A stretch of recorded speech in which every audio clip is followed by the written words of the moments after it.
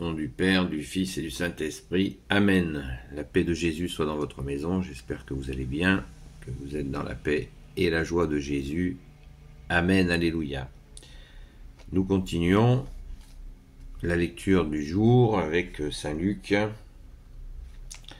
toujours au chapitre 4, versets 38 à 44.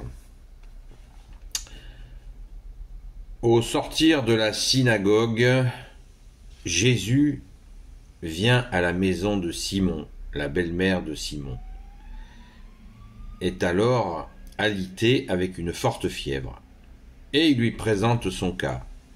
Jésus se penche sur elle et menace durement cette fièvre. Elle la quitte, et à l'instant même, la femme se lève pour leur faire le service. Au coucher du soleil, tous ceux qui ont des infirmes atteints de diverses maladies les lui amènent. À chacun, il impose les mains et il les guérit.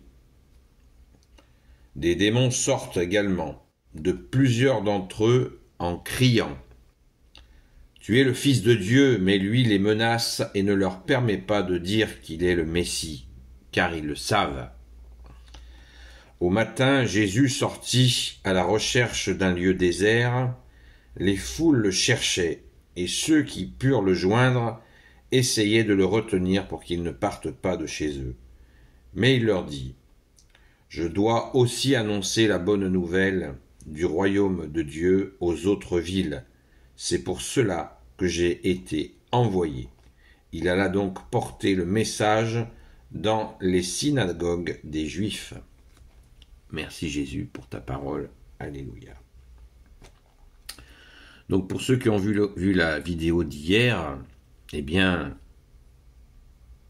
là il y a confirmation directe à propos des démons qui sont parfaitement au courant de leur fin dans l'agenda du plan de Dieu, qui est d'ailleurs très bien expliqué, mais d'une façon symbolique et assez difficile dans l'Apocalypse.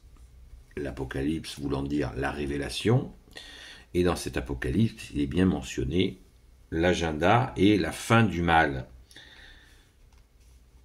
Et on retrouve... c'est une bonne nouvelle quand même. Hein. Merci Jésus. Restons donc dans l'espérance. Hein, je le rappelais et je le rappelle encore et je le rappellerai encore. Quand on a le bourdon, de savoir que le mal a une date de péremption, c'est une bonne nouvelle. Il y avait dans la synagogue, non, ça c'était hier,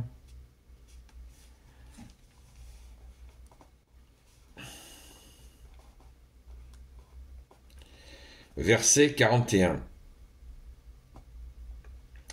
On est bien à Saint Luc chapitre 4, verset 41. Des démons sortent également de plusieurs d'entre eux, donc des gens qui sont possédés, Jésus les libère, des démons sortent, donc je lis à partir du verset 41, des démons sortent également de plusieurs d'entre eux, en criant, tu es le Fils de Dieu, c'est encore plus précis qu'hier. Mais lui les menace et ne leur permet pas de dire qu'il est le Messie, car ils le savent. Waouh! Voilà, c'est clair.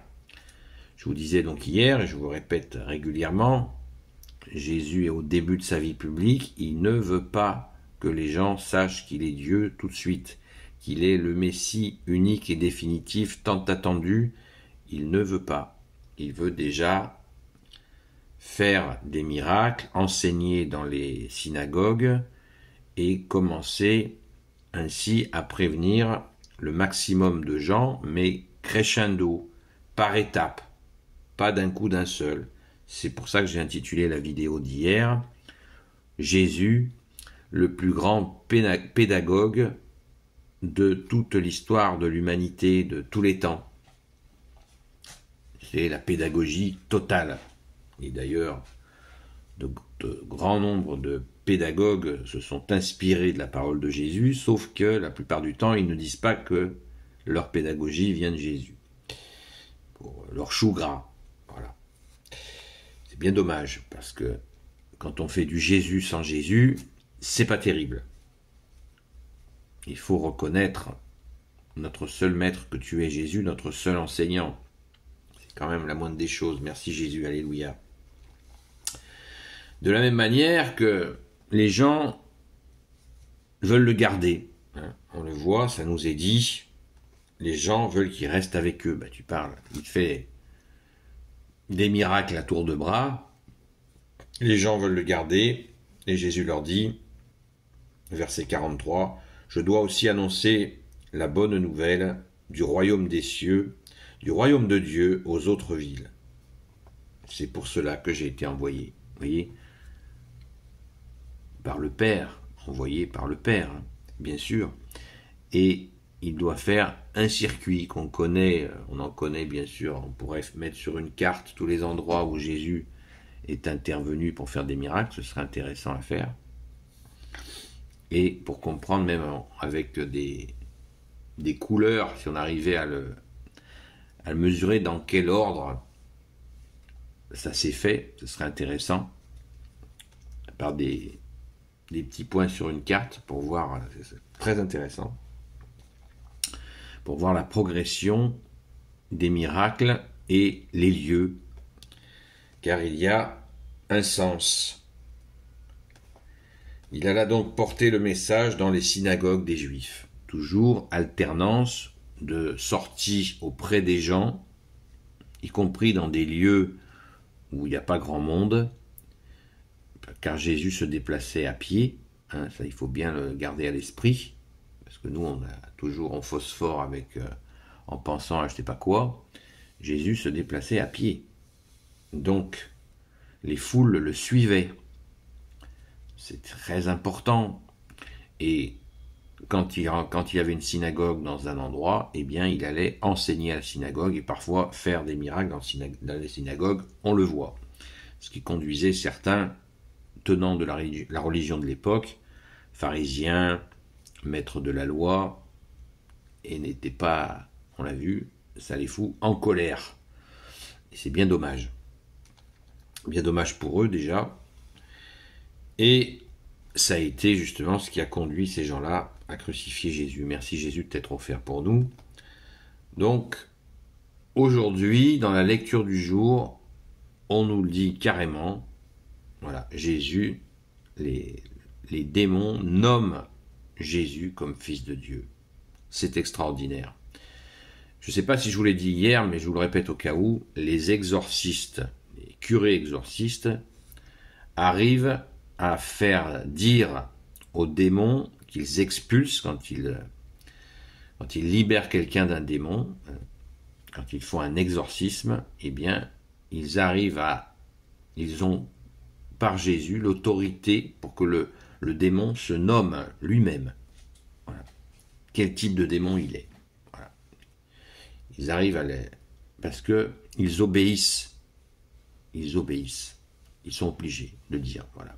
Donc c'est très important pour les exorcistes, comme ça ils savent à qui ils ont affaire, quel type de démon, parce qu'il y a différentes sortes de démons. Voilà. Donc nous avons confirmation, merci Jésus, par ta grâce, de ta puissance et de cette pédagogie, de cette montée crescendo des miracles et des enseignements, et toujours, pour l'instant, dans la discrétion sur ta divinité.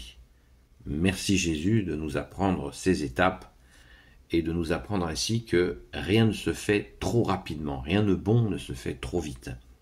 Ça c'est une bonne leçon de vie que tu nous donnes Jésus. Alléluia. Béni soit le Père, le Fils et le Saint-Esprit. Amen. Ô Jésus, toi qui peux tout et qui portes tout, je te confie toutes celles et ceux qui regarderont cette vidéo ainsi que leurs proches selon ta sainte volonté, ô Jésus. Sainte Marie, Saint Joseph, Sainte Marie-Madeleine, notre chère Sainte Patronne, priez pour nous, s'il vous plaît, et Saint Michel Archange, selon la sainte volonté de Jésus, protège-nous. N'oubliez pas la prière à Saint Michel Archange. À très vite.